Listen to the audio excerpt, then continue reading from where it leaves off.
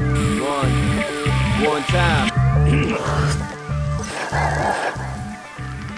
I want to talk about your company, Anthony. Yeah. You run Honest Marijuana. Yes, sir. And you are a grower, so you grow the cannabis, you sell it to the shops, they can sell it to the customers then, you wholesale. Right. But you only grow your marijuana in soil, Yes, no sir. hydroponics. So Yeah. I want to know why you are soil over hydro.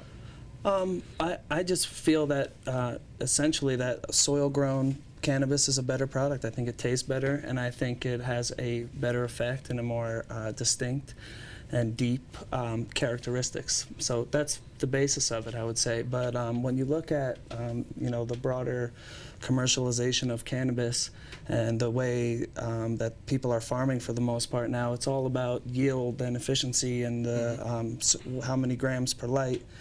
And I think that you're bypassing the way that the plant has been cultivated on the earth for 5,000 years, right? So when you start using chemical nutrients and mineral salts and using a 5-inch hydrocube that you plug in like the Matrix and you water it. Kind of does look like the Matrix. Yeah, and you water it 5 times a day with these synthetic nutrients that are full of chemical chelators that force the plant to uptake these nutrients. You're kind of bypassing the process of the that microbial process. When you grow in an organic system, you put nutrients in that need to be broken down microbially for the plant to consume.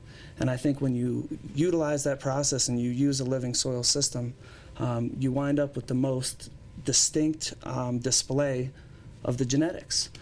And that's kind of the basis of Honest Marijuana for me, and it starts with the soil substrate. Sure. And then using plant-based nutrients and compost teas to encourage the beneficial soil herd, we'll call it, the little beasties in the soil, to work with the plant symbiotically to give it just what it needs under full spectrum lighting to see the truest representation of that particular strain and hopefully the best benefit.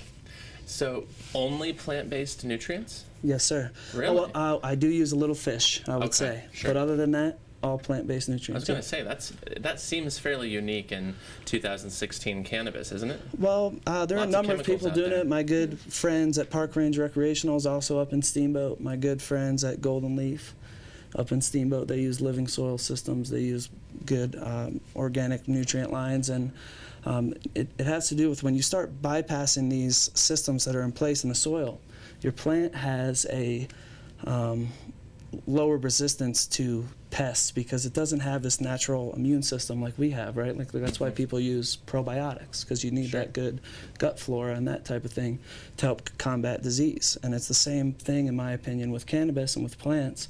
When you use natural systems, they build a natural defense, and it creates less of a dependence on these chemicals and pesticides and all the things that people are worried about in cannabis. And when you're using it as a natural homeopath like you do, I think that's what people want, and that's what we try to deliver. So I'm curious what you think about this. Yeah. I have a friend. Her name is Shelby, and Okay. she is on my I was waiting for this to come up. I'm growing my first plant. Okay. Her name's Shelby, and I forget what strain she is, Yeah. but she's about 2.5 months old. I have a theory. I just want to try growing my first plant with only the soil out of my backyard and the water out of my faucet. And she's growing. Yeah. She's sparking up, not sparking up, but she is bolting up. I cannot believe how tall she's become already. And of course, I'm sure she's not tall compared to where she would be at this stage in a professional grow. But it's more for just a random experiment. Yeah. I'll write a story about it for the Cannabist.